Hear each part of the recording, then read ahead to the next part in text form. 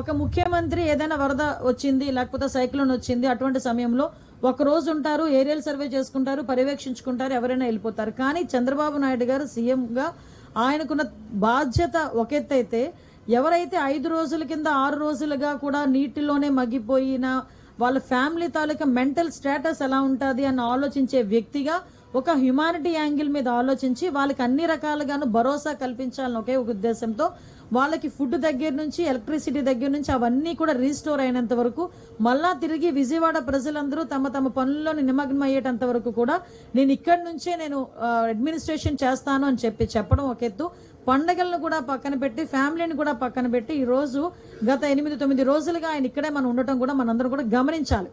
ఇది గమనిస్తున్న వాళ్ళు ప్రజలందరూ కూడా గమనిస్తున్నారు, మీలాంటి పత్రికా విలేకరులందరూ కూడా సపోర్ట్ చేస్తున్నారు. మీరే కాదు, ఆల్ డిపార్ట్మెంట్, ముఖ్యంగా గవర్నమెంట్ ఎంప్లాయీస్ ని కూడా ఈ రోజు మనం ప్రశంసించాల్సిన అవసరం ఉంది. పోలీస్ డిపార్ట్మెంట్ దగ్గర నుంచి అన్ని డిపార్ట్మెంట్ వాళ్ళు కూడా ఈ రోజు విజయవాడ సెంట్రిక్ గా చేసుకుని అన్ని సహాయక కార్యక్రమాల్లోని పాల్గొనే కార్యక్రమం ఒక ఎత్తైతే, సీనియర్ ఐఏఎస్ ఆఫీసర్లు కూడా కూర్చొని ఈ రోజు ఒక్కొక్క వార్డు తీసుకొని వాళ్ళు పర్యవేక్షించి వాళ్ళు డైరెక్ట్ గా ఫీల్డ్ మీద దిగి ఒక్కొక్క ఇంటికి తీసుకెళ్లి రేషన్ ఇచ్చే పరిస్థితి కూడా కనిపిస్తా ఉంది. ఇన్ని జరుగుతున్నా కూడా సొంత ఖర్చుతోని ఒక పులిహార ప్యాకెట్ కూడా చేయించి వరద బాధితులకి ఇవ్వలేని జగన్మోహన్ రెడ్డి ఈరోజు ఎక్కడో బెంగళూరులో కూర్చొని లిటరల్లీ చెప్పాలంటే పులిహోర కబుర్లు మాట్లాడుతున్నాడు. సారీ, నేను ఎందుకంటే మాట్లాడుతున్నానంటే ఇంత జరుగుతుంది, ప్రపంచం అంతా చూస్తుంది, ప్రజలందరూ బయటికి వెళ్తే ఎస్ మాకు ఇది జరిగింది, మాకు ఇది అందింది అని చెప్తున్నారు, దాతలందరూ ముందుకు వస్తున్నారు. సిగ్గుపడాలి. చిన్న పిల్లలు వాళ్ళకి కిడ్నీ బ్యాంక్స్ తీసుకొచ్చుకొని ఇది కూడా మేము ఇస్తామని చెప్పి సీఎం గారి దగ్గరకు వచ్చి వాళ్ళు ఇస్తున్నారు. కొంతమంది పిల్లలైతే చదువుకున్న పిల్లలైతే వాళ్ళ పాకెట్ మనీని తీసుకొచ్చి వరద సహాయ ప్రాంతాల్లో ఉన్న వాళ్ళందరికీ కూడా ఇవ్వాలని చెప్పి ఆలోచన చేశారు. కానీ ఇవన్నీ పక్కన పెట్టేసి ఎక్కడో బెంగళూరులో కూర్చొని ఈ రోజు ప్రభుత్వం మీద బురద జల్లే పరిస్థితి ఈ రోజు కనిపిస్తా ఉంది.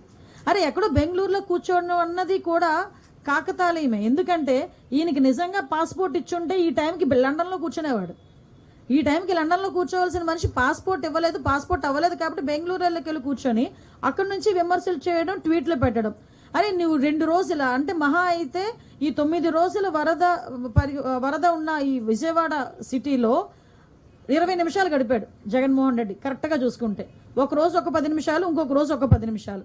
కానీ ఈ రోజు గౌరవ ముఖ్యమంత్రి చంద్రబాబు నాయుడు గారు అలా కాదే, ఉదయము సాయంత్రము కూడా వెళ్ళటమే కాదు, వాళ్ళందరూ కూడా ఎలా ఉన్నారు, ఏం చేస్తున్నారు అనేది చాలా క్లియర్ గా కనుక్కొని సాయంత్రం మళ్ళా మీ అందరికీ కూడా బ్రీఫ్ ఇచ్చి ఇక్కడ మళ్ళా అఫీషియల్స్ అందరితో పాటు మీటింగ్ ఏర్పాటు చేసుకొని వాళ్ళతో క్లియర్ గా ఎలా జరుగుతుంది. ఏ మంత్రి అండి ఈ రోజు వరకు ఒక బ్రీచ్ ని క్లోజ్ చేయడానికి ఇన్ని రోజులు ఒక మంత్రి అక్కడ 3 రోజులు 4 రోజులు కూర్చున్న సందర్భం ఉందా? ఈ రోజు గౌరవ ముఖ్యమంత్రి గారి ఆదేశాల మేరకు నిమ్మల రామానాయుడు గారు వెళ్ళి బుడమేరు ఆ బ్రీచ్ ని క్లోజ్ చేయడానికి 3 రోజులుగా నిద్రాహారాలు మాని వాన్లో తడుస్తూ అక్కడే కూర్చున్నారే. ఇవన్నీ ఎందుకు కనిపించట్లేదు ప్రతిపక్షాల వాళ్ళకి? ఇవన్నీ ఎందుకు అసలు వినిపించట్లేదు ప్రతిపక్షాల వాళ్ళకి? కనీసం ఏదో రకంగా బురద జల్లాలి అని ఒకే ఒక పరిస్థితుల్లోని పేటీఎం బ్యాచ్ ని దింపి సాక్షి ఛానల్ని పట్టుకొని నోటుకు వచ్చినట్టు మాట్లాడడం తప్పించి ఏమీ వాళ్ళు చేసే పరిస్థితి అయితే కనిపించట్లే. ఒకటైతే క్లియర్ గా ఉన్నాను, ప్రజలందరూ కూడా ఇప్పుడు ఎన్డీఏ పక్షాలు ఉన్నారు, ఎన్డీఏ నాయకులందరూ కూడా ఈ రోజు ముందుకు వచ్చి సేవా కార్యక్రమాల్లో పాల్పంచుకుంటున్నారు.